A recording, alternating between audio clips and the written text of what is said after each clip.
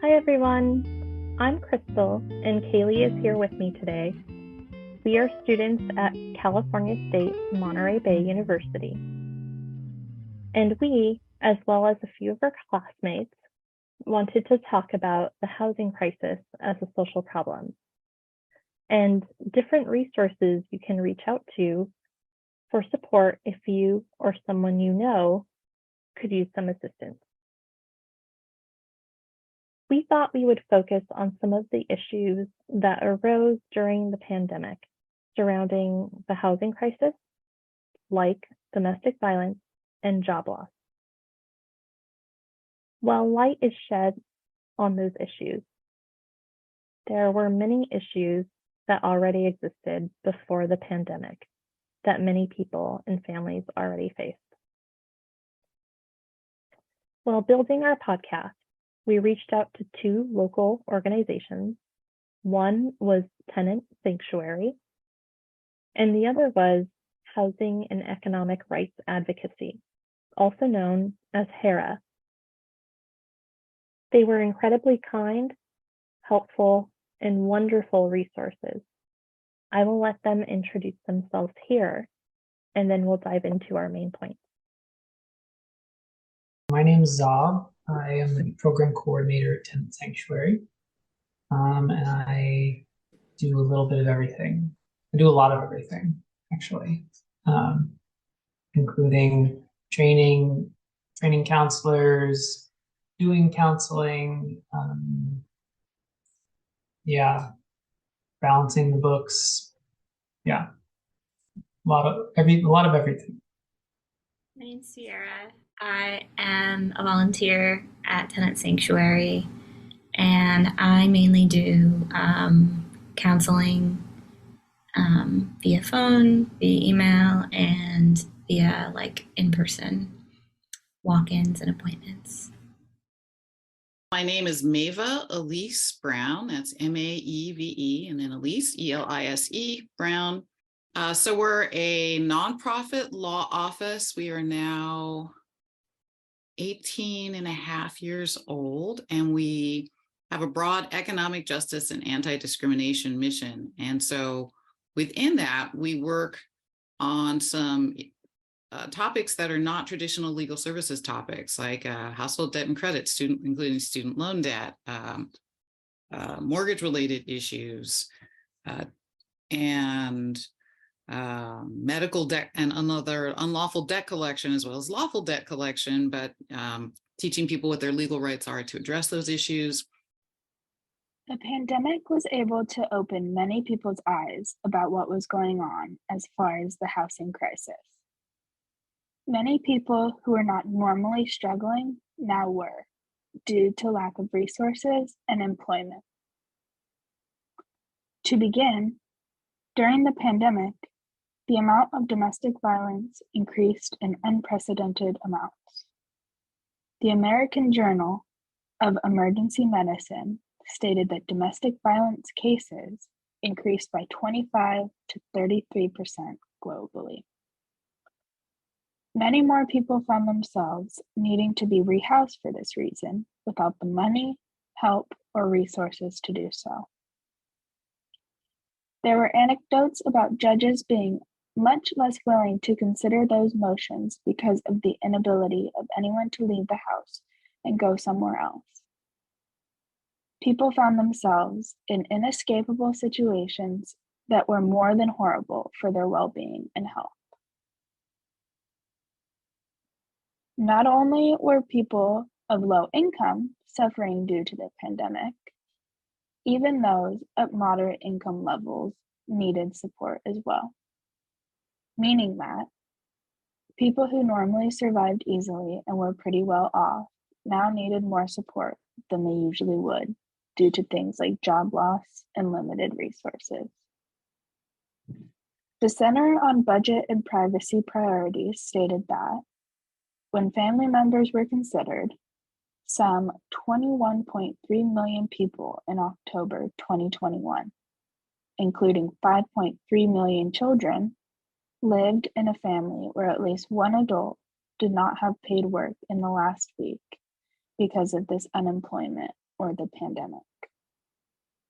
This caused a lot of issues having to do with cost of living and being able to afford resources needed to survive.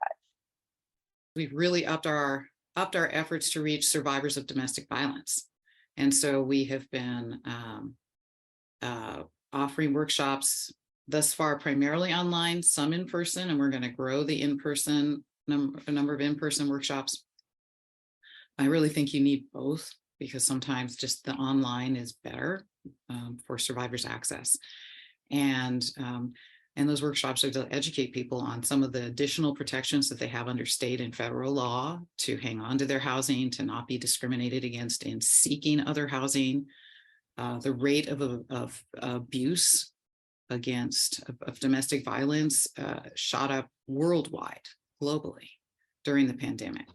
And certainly our country was not an exception. We were right in there as well, our country, our state. So we chose this as out of the universe of high need, we chose to really expand our efforts with survivors. So we'll continue to stick with that for a while to come. And so you'll see some of if you go to our Facebook page, you'll see some of the postings for some of our workshops. Other workshops are posted on our website. And then we do a ton of other workshops that never make it to the website or to our Facebook page because they're just for a particular organization and their clientele. Thank you for shedding light on some of those issues, Kaylee. It's unfortunate that many individuals had to go through that experience to really bring it into focus. Like those issues, they existed before the pandemic. Several other issues that Californians already struggle with are surrounding rent control, accessibility, affordability, and tenant rights. As an example, the city of San Jose has over 1 million people, and according to the United States Census Bureau, and according to the San Jose Spotlight, San Jose is the 10th largest city in the United States, and is facing a reckoning with its homeless crisis that has exploded in recent years. They stated that in 2019, the city saw a 40% jump in the unhoused population, from 4,350 individuals to 6,097. And San Jose is not alone in this. People all over California are struggling to remain housed. Affordable housing is one of the largest issues that people are facing. While tenants may be able to afford rent, they are struggling to have money left over for necessities like food, transportation, and healthcare. Fortunately, California has the Tenant Protection Act. This caps rent increases for most tenants in California. It states that landlords cannot raise rent annually more than 5% plus inflation, according to the Regional Consumer Price Index, for a maximum increase of 10% each year. However, landlords remain very well informed on their rights, and often tenants may not. As a tenant, knowing your rights is critical. Under California law, you are protected from certain rent increases and may be protected from certain types of evictions. It is important to act quickly if your landlord serves you with an eviction notice, tells you to move out, increases your rent, or if you can no longer afford rent. Many legal processes affecting tenants move swiftly, so do not ignore important notices. Instead, reach out for legal assistance as soon as possible to discuss your options. I'll share a small clip here from tenant sanctuary? Maybe their landlord is doing something that they're not really sure if it's legal or if it's right, and they want to know the legal protections against what's going on. Counseling is when we talk to them about that situation and we help them understand what rights do apply to the situation they're dealing with. We are in an interesting place as a resource in terms of like housing and the housing crisis, where we are very specific in our role as like empowering tenants about their rights and some like different ways they might leverage those rights. So we're not, offering legal advice or representing tenants, and we're not like getting tenants connected to housing. So we're kind of like the main people in Santa Cruz County who tenants can plug into in like a moment of crisis, whether it be an eviction or even an ongoing crisis where, maybe it's a problem with habitability, or, we have people all the time who have really, toxic mold problems, or, no heat, no hot water. And while the city, does have some ways to operate, make complaints and that kind of thing, we're really in the role to allow people, kind of coach people through how to have issues rectified and leverage those rights that they have as tenants. Tenant Sanctuary has a referral network that we're part of with an organization called the Eviction Defense Collaborative, which is us, a local social services agency, a local legal aid organization, and a conflict resolution organization.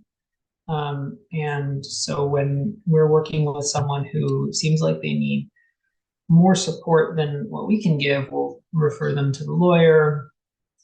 When it seems like a situation that would benefit from just like a measured conversation between the tenant and the landlord to avoid a messy court battle, we'll often send them to the conflict resolution organization.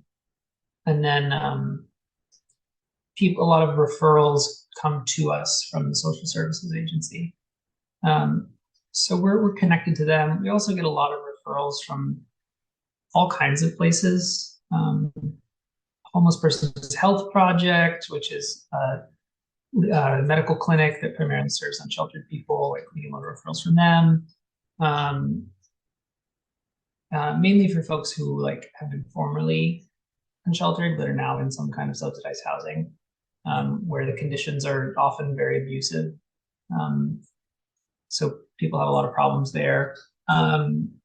We get referrals from various county social service agencies and health and human service agencies, county public health, like public health nurses who make home visits to people in various situations will often refer us.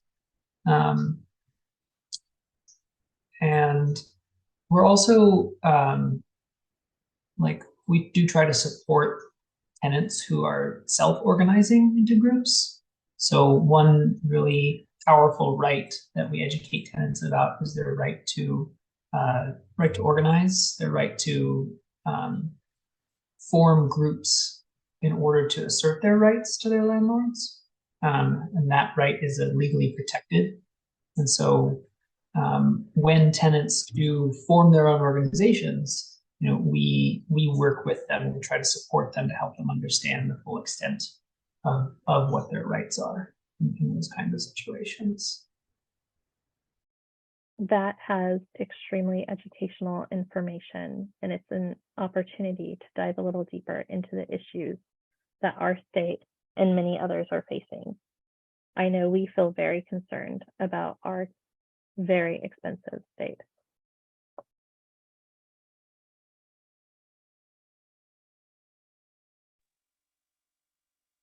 We want to say a huge thank you to Housing and Economic Rights Advocacy, also known as HERA, and Tenant Sanctuary for taking the time to share their knowledge and experience with us. Also, we want to thank them for all the hard work they do to support all of the many people that they do. If you or someone you know could use some support, the Housing and Economic Rights Advocacy can be reached at heraca.org. That's HERACA.org.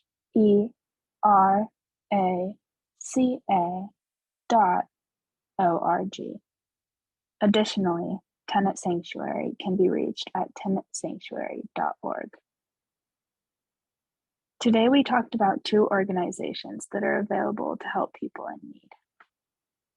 If you or someone you know is in a low or moderate income bracket and need assistance, please reach out to HERA or Tenant Sanctuary for support or more information on how to get support.